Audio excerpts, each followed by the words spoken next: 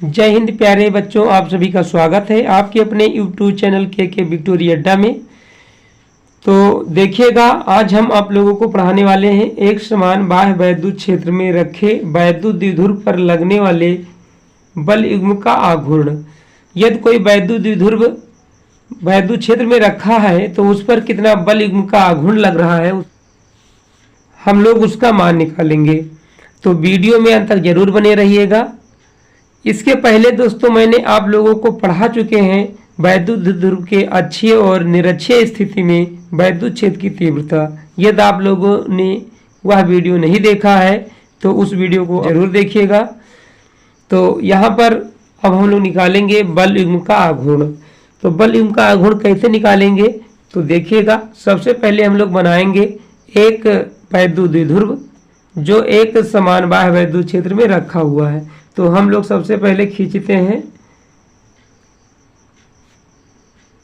वैद्युत क्षेत्र रेखाएं। ये वैद्युत क्षेत्र रेखाएं हैं दोस्तों।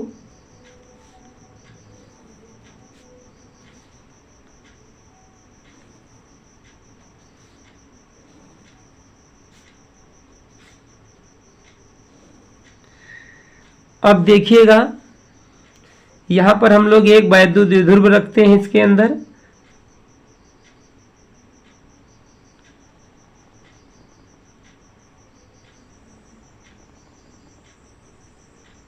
जो वैद्युत द्विध्रुव होता है दो आवेशों से मिलकर बनता है। एक प्लस आवेश होता है, दूसरा माइनस आवेश होता है। तो हम लोग मान लें ये माइनस क्यू आवेश है और ये प्लस क्यू आवेश है और ये वैद्युत क्षेत्र है। तो वैद्युत क्षेत्र को ई से प्रदर्शित किया जाता है। अब देखिएगा, वैद्युत क्षेत्र में यदि कोई वैद्युत द्विध्रुव रखते हैं तो उस पर एक बल वैद्युत क्षेत्र की दिशा में लगता है। जो धनात्मक आवेश होता है उस पर जो बल लगेगा वैद्युत क्षेत्र की दिशा में, और ऋणात्मक आवेश पर उसके विपरीत दिशा में लगता है। ये दोनों बल आपस में बराबर होते हैं। तो अब देखिएगा, यहाँ पर हम लोग यहाँ से एक लंबवत रेखा खींचेंगे। तो मान लिया जाए इस वैद्युत द्विध्रुव का नाम है ए बी, ये और बी, और इसको मान लिया जाए ओ। वैद्युत द्विध्रुव की जो टोटल लंबाई होती है 2l होती है। यहाँ से यहाँ तक की ये टोटल लंबाई मान लिया गया कि 2l है। अब देखिएगा दोस्तों, हम लोग यहाँ पर क्या करेंगे, हमें निकालना है बल युग्म का आघूर्ण।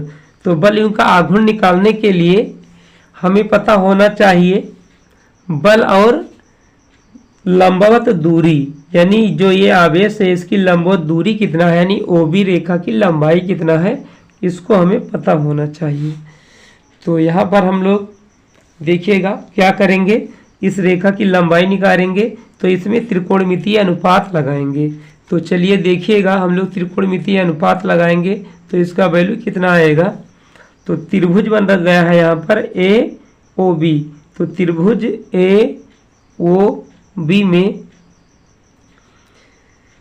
देखिएगा, इसमें इसका लंबाई दिया हुआ है। ये एक समकोण त्रिभुज बना हुआ है। तो देखिए यहाँ पर हम लोग लगाएंगे साइन का अनुपात। साइन थीटा बराबर होता है, क्योंकि यहाँ मान लेंगे कोण ये वैद्युत क्षेत्र से कितना कोण पर रखा गया है, थीटा कोण पर। तो थीटा कोण बना रहा है तो थीटा बराबर साइन थीटा बराबर हो जाएगा लंब बटा कर्ण। तो ओबी का वैल्यू हमें निकालना है। लंब का काम कौन रेखा करेगा, ओबी। तो यहाँ पर लिखेंगे ओबी और फिर बटे में क्या होगा, कर्ण। कर्ण का जो वैल्यू होगा ए बी होगा। अब यहाँ पर हम लोग मान रख देंगे तो साइन थीटा बराबर हो जाएगा, ओबी का मान हमें निकालना है और ए बी का मान दिया गया है 2l। तो क्रॉस गुणा करेंगे तो यहाँ पर मिल जाएगा ओबी बराबर, इन दोनों का गुणा हो जाएगा 2l साइन थीटा। तो इस प्रकार से हम लोग ओबी का मान निकाल लिए, कितना आ गया 2l साइन थीटा।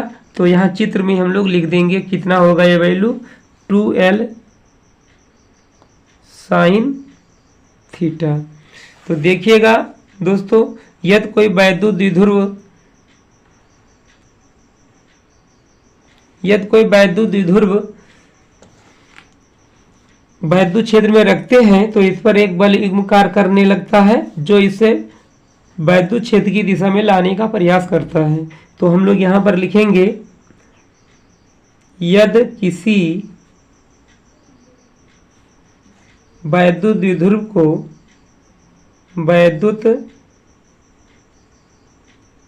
द्विध्रुव को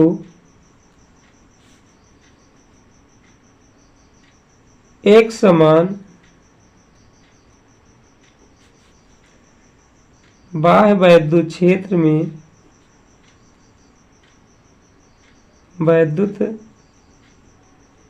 में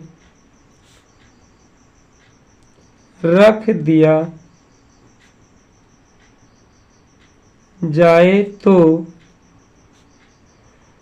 उस पर एक बल युग्म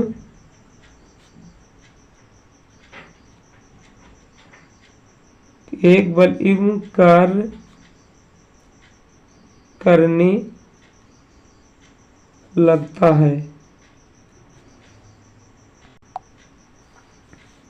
जो वैद्युत द्विध्रुव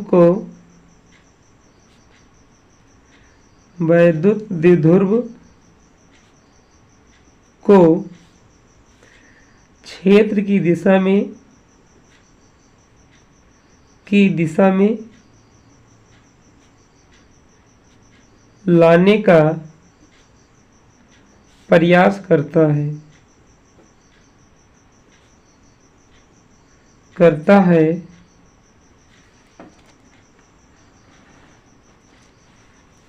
इसे प्रत्यानयन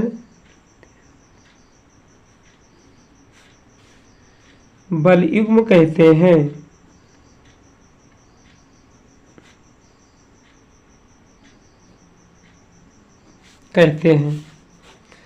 तो देखिएगा दोस्तों, अब हम लोग क्या करेंगे, फिर लिखेंगे यहाँ पर माना ए बी एक, क्योंकि नाम हम लोग ए बी रखा गया है, तो माना ए बी एक वैद्युत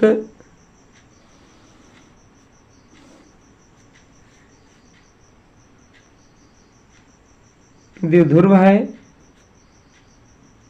जो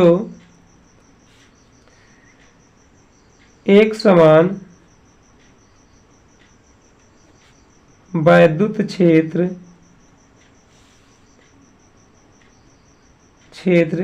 कैपिटल ई में रखा गया है, जो क्षेत्र से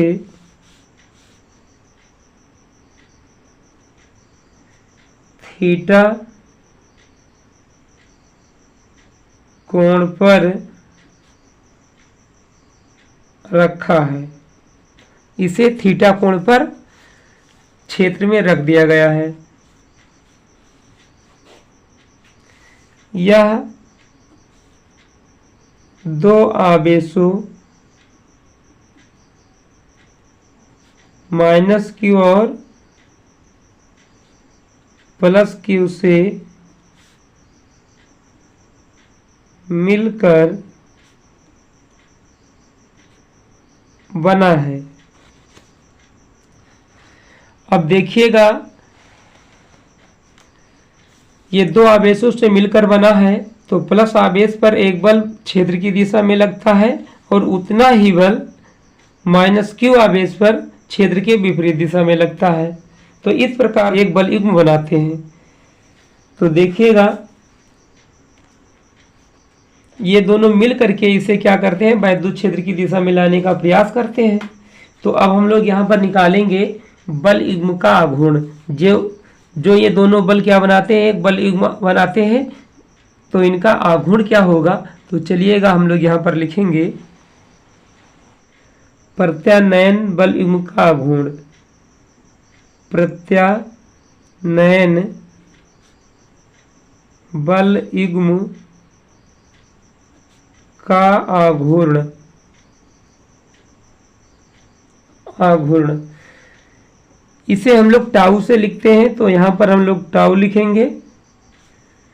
टाउ बराबर क्या होता है, बल गुणे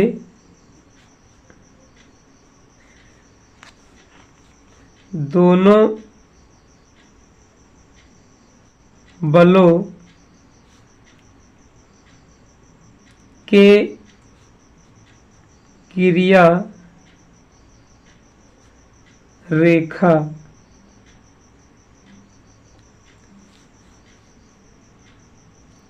के बीच की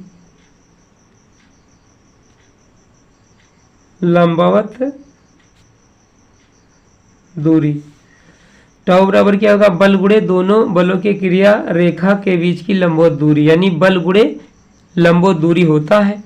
तो यहाँ पर हम लोग चित्र के अनुसार लिखेंगे, टाउ बराबर होगा बल, तो F से लिखेंगे, गुणे लंबवत दूरी जो कितना है चित्र में आप लोग देख सकते हैं OB है, तो OB लिखेंगे। तो यहाँ पर हो जाएगा OB।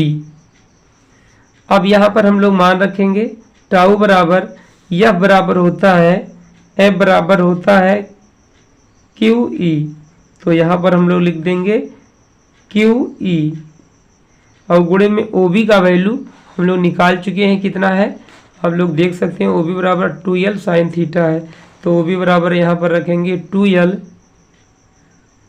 Sine theta. अब ये होगा टाउ बराबर, यहाँ पर लिख सकते हैं हम लोग 2QL गुणे E साइन थीटा।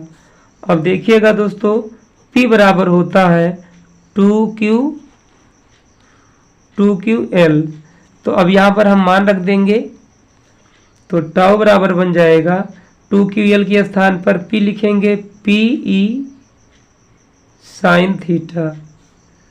तो जो बल युग्म का आघूर्ण होता है वैद्युत द्विध्रुव पर जो लगता है, कितना होता है उसका मान, टाउ बराबर PE साइन थीटा होता है। तो इसका मात्रक क्या होगा, तो इसका मात्रक होगा दोस्तों न्यूटन मीटर। तो हम लोग लिखेंगे, अतः यहाँ पर लिख सकते हैं टाउ बराबर PE साइन थीटा, और मात्रक बगल में भी लगा देंगे न्यूटन मीटर। इस प्रकार से बल युग्म का आघूर्ण प्राप्त हो गया।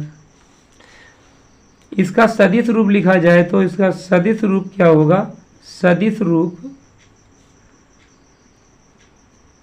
टाउ बराबर होगा P गुणे E। तो यहाँ पर सदिश है तो तीर का चिन्ह लगाना है, इसे हम लोग क्रॉस पढ़ते हैं, तो टाउ बराबर P क्रॉस E होगा, इसका सदिश रूप यही है।